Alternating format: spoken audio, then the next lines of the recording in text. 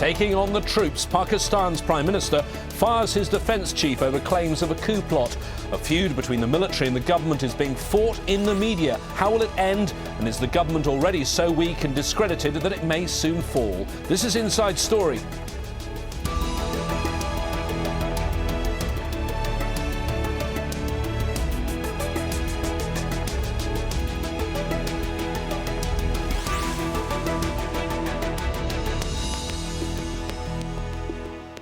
Hello again, I'm James Bays. Pakistan is facing an unprecedented crisis. Throughout the country's 64-year history, there's always been tension between civilian governments and the military. But this time, there's a bitter feud between the government of Asif Ali Zardari and the generals, and it's being fought very publicly. All this in a country with an economy in tailspin, a country at the centre of the West's fight against the Taliban, and of course a country equipped with a nuclear arsenal. And the latest twist, making things even more acrimonious, Prime Minister Yusuf Reza Gilani has fired the Defence Secretary, retired General Naeem Khalid Lodhi. From Islamabad, Zain Basravi has more. Pakistan's civilian leaders are pulling back from a war of words with the army. When have we been against the army? We have always stood with the army. But when rules of business are not followed, we will take action. After Prime Minister Yusuf Reza Gilani fired the Defense Secretary, a former general, things between the army and the civilian government got worse.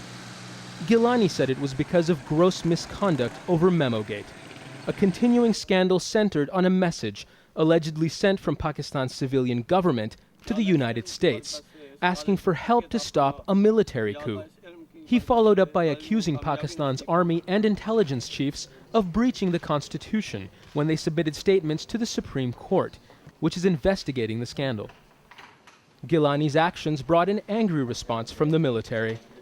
In a statement on Wednesday, it said, "There can be no allegation more serious than what the Honorable Prime Minister has leveled.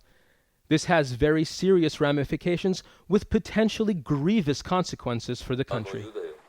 Pakistan's political leaders live in fear of a military coup. For now, most analysts think that the army chief Ashfaq Kiani has little appetite to take over a country in so much trouble.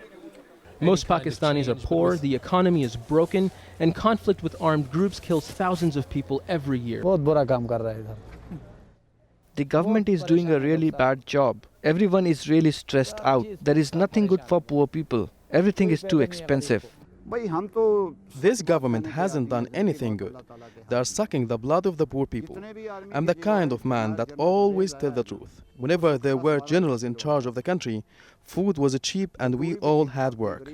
People here are desperate for any kind of change, but with politicians fighting to hold on to their seats and the military trying to maintain its position as the most dominant institution in the country, it seems there's no one left to give it to them. Zain Basravi for Inside Story in Islamabad.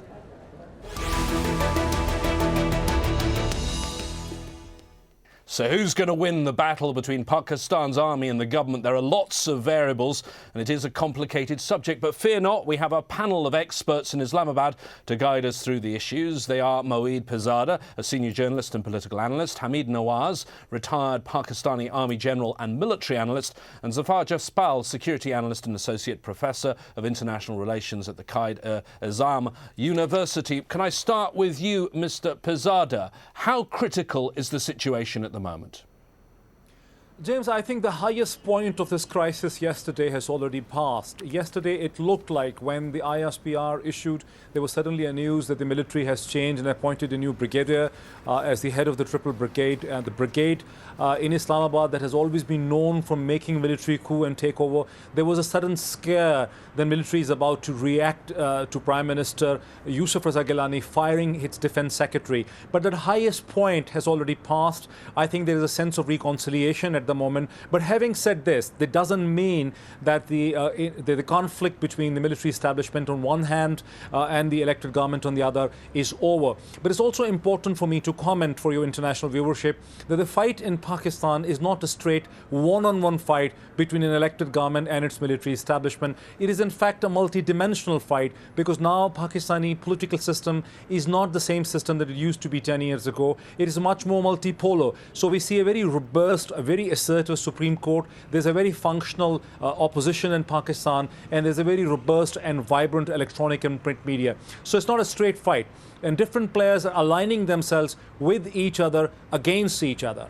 OK, we'll go into all the details in a minute, but I want an initial assessment from former General Hamid Nawaz. What's your view of the situation and how serious it is right now?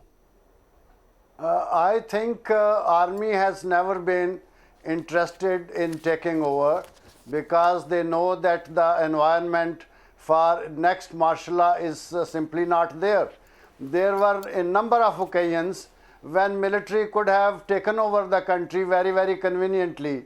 And on top of these opportunities was when the Chief Justice was going to be placed back in the Supreme Court. It would have been a child's play for ISI and Pakistan's military to precipitate the situation and take over if they wanted to. But fact is, the army never wants to take over this country again because the political system is maturing and they do not want to come in at any point in time.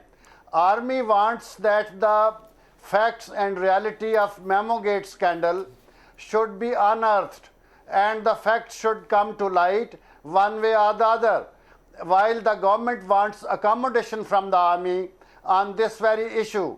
You see, this issue was initiated by DGISI and the army chief. And that's the head of the intelligence, the Director General of the ISI. That's the intelligence agency. That's right. The Pakistan's intelligence agency's head and the army chief both had approached the government about this Memo Gate issue. OK, well, we'll come into all the details of the Memo Gate in a moment, but I want an initial assessment from Dr. Jaspal. The other guests are saying that the height of this crisis may have passed. Do you agree with that assessment? I think that it's a very complex, difficult to predict about this situation. There are two reasons behind it. A, that still the cards are on the table, some cards are hidden. For instance, NRO, or for instance, Memo Gate, for instance, the reaction of the armed forces in the shape of ISPR statement and today's meeting. For instance, today Parliament is there. So there are a number of the things are in the process, and they have been increasing the ambiguity in the situation. So in my understanding, crisis hasn't passed, but you can say one stroke of the storm has gone, but maybe what is happening. Second point is that here we have to also keep in mind that in the present situation within Pakistani political system as well as political culture, the new rules of the games are emerging. And within these new rules of the games, we are seeing that mighty one organization, which we call Armed Forces of Pakistan. On the other side, we call elected political forces. The first time in the history of Pakistan, political forces, whether they are in the parliament or out of the parliament, in the government or on the opposition benches, they are united on one factor, that they are not welcoming Pakistan army. If you see history earlier, they were divided. The moment army makes some kind of indication that they are going to take over, immediately political forces, some groups start welcoming. So this is very important thing. Second, there is a proactive judiciary. And within the judiciary, if you see in 2007, it was an established fact that a military dictator was unable to get rid of a chief justice. The movement started. So in the present situation, the internal dynamics of the countries are such as which will create these kind of the complexities, uncertainties, but my understanding is the system will continue.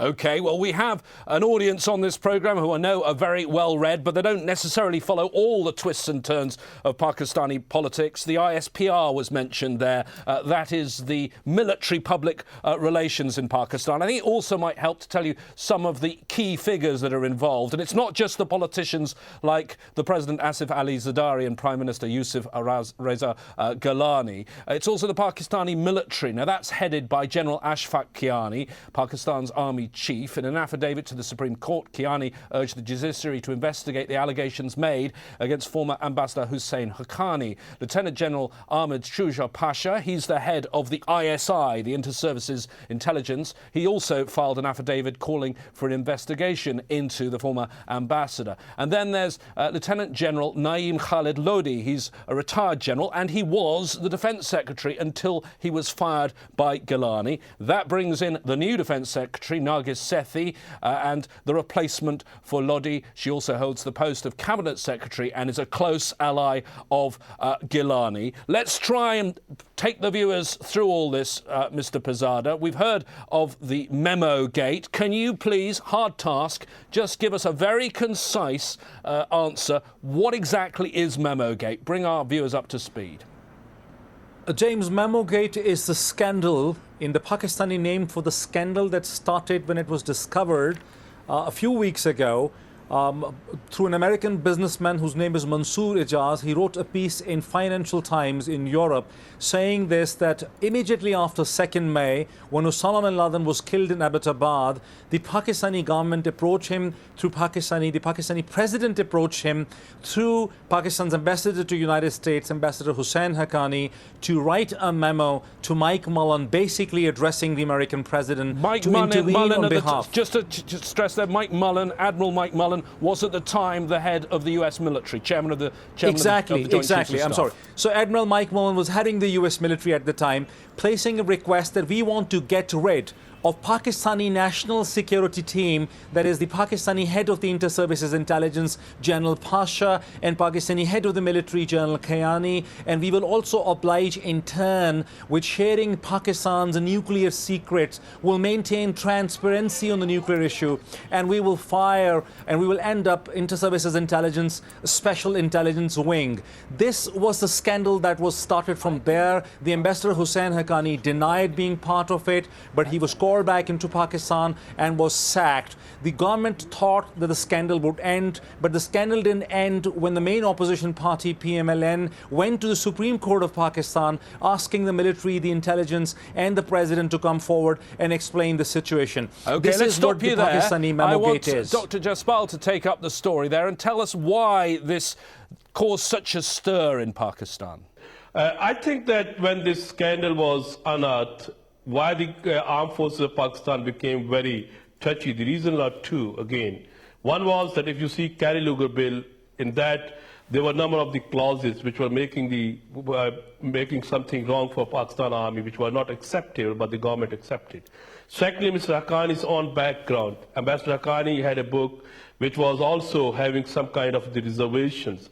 And thirdly, when we look about this Memo scandal, it also generated an impression that the government of Pakistan was having some kind of a knowledge when the May 2nd incident happened. So when we put all these three things together, certainly it created trouble within the institution. I mean, the government, civilian leadership, led under the President Zardari and the Prime Minister Gilani, and on the other side, we find that there was armed forces which were very much, you can say, touchy, especially after the May 2 this Osama bin Laden's incident.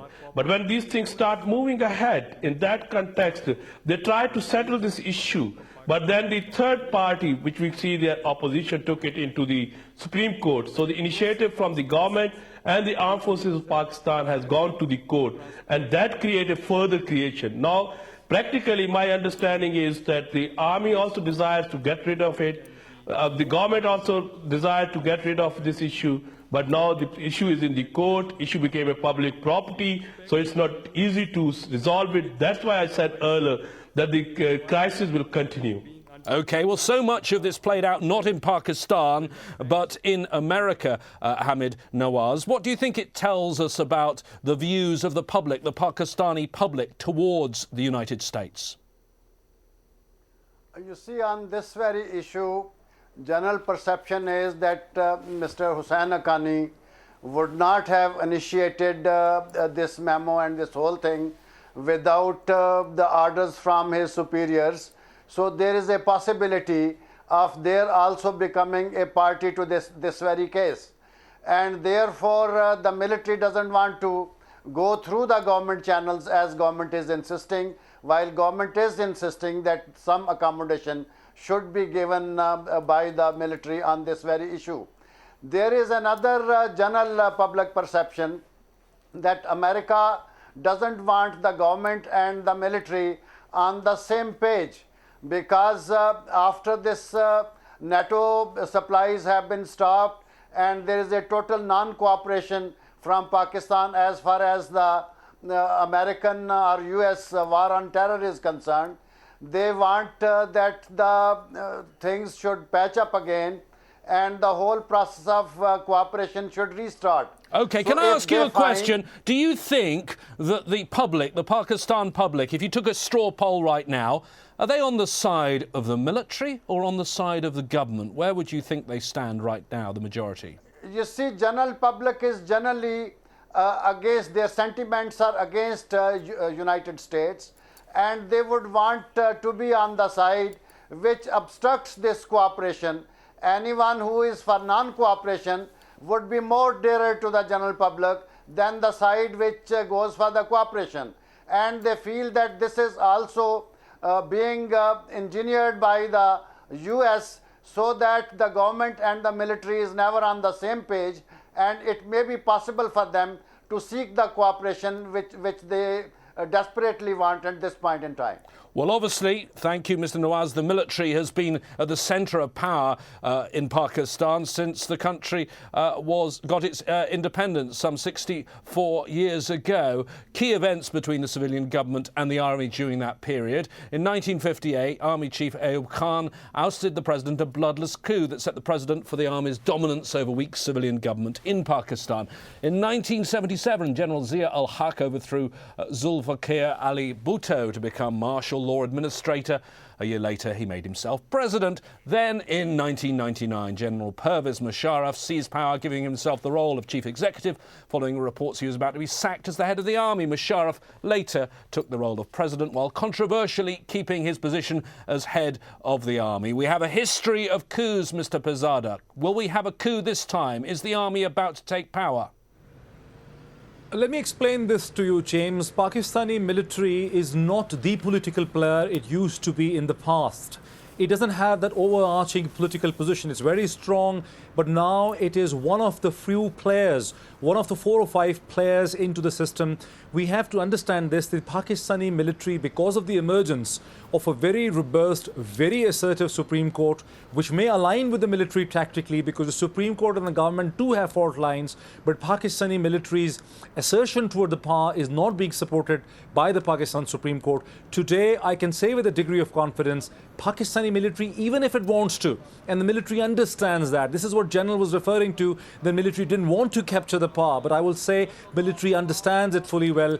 Being a smart institution, it is not in a position to capture political power in Islamabad. There's so many impediments in its way, and the biggest impediment in the way is the Pakistani Supreme Court, which has made it very clear that it's not going to legitimize ipso facto any kind of intervention into the political system which is extra constitutional. So military has accepted that limitation in reality and is airing its grievances and pushing its agenda through the Supreme Court. That is a very important point which your viewers across the world need to understand. OK, Dr. Jaspal, we heard there about the judiciary. The judiciary may be preventing a military coup, but the judiciary are also causing big problems for the government. It's not just the government against the army, it's the government against the judges, yes? Yeah, this is very interesting. I agree with you as you have narrated the military coups, dates and history. But you have missed one point here. Go ahead. That all these military coups were having 5 to 6 years, you can say, interval. But today, if you see, there are only 3-4 years where passed from the military coup. Secondly, the first time the judiciary asserted, you correctly mentioned that is judiciary becoming or adopting a lead role in the governance. Judiciary trying to play very smartly. If you see that they have gave 6 options on the NRO. But now the problem is coming that the government is realizing that it is going for the election in the next year. And while going for the election, once again, Pakistan People's Party is looking some kind of the scapegoats. At the present, frankly speaking, a democratically elected government in Pakistan, whether in the center, whether in the provinces, they fail to conduct the local bodies. Their stakeholders are lesser. They have no, you can say, winning slogans. In that context, if judiciary go for assertive, certainly judiciary seems to be playing a leading role, but at the same time, it cannot play. Who will execute the orders? If you see that this, if you do something from this, the Lieutenant General Lodhi, who was removed by Prime Minister, he simply said that you violated the standard operating procedures. So if the judiciary sent that to execute, I think now no ministry is going to act without prior looking towards the government, I mean the Prime Minister office. Certainly, judiciary can directly go for army assistance. If judiciary go for army assistance, then it will be coming same kind of 1958, that the political government asking the army for a political martial law and then the military coup takes place. Okay, that procedure I want to will put be those further points to difficult. Mr. Pirzada. Mr. Pirzada, Pirzada, do you think that the judiciary could bring the government down in the coming months? Yes, there is a possibility, unfortunately. The reason is this, that the court is a very political animal. And whereas the court is not exactly in alliance with the military and would not like military to intervene, the court has very severe fault lines with the current government, which are going on ever since the government is in power. And there are serious cases. One of the case, the National Reconciliation Ordinance case, the NRO case is very important because that is the legal stick through which this government came into power. And this was an agreement which was agreed between the military, between Mohatma Benazir Bhutto late, and between the then US administration, the Bush administration. Basically, it was an amnesty, yes? There was an amnesty, a general amnesty, but that amnesty also provided amnesty to some of the ill-gotten wealth which the public in this country, the media and the opposition suspects that the President Asif Ali Zardari has amassed in Swiss courts. One such account has about $60 million in it. Now the judiciary is after that money, and the NRO, the National Reconciliation Ordinance, the legal mechanism, comes in the way. So the court is trying to undermine and to destroy that legal principle. So court is directly pitched against the government. Also in the Memo Gate issue, where the military is the aggrieved party, which we have mentioned earlier, there is a possibility the court has appointed a judicial commission. Now the judicial commission has asked the American businessman Mansoor Ijaz to come on 16th of January in Islamabad, to which he has agreed. And the Supreme Court has asked the government to stamp him an appropriate visa. And the government circles are hinting that on his arrival, he might be arrested. On it, Supreme Court has then ordered the military to escort the Mansoor Ijaz, its key witness,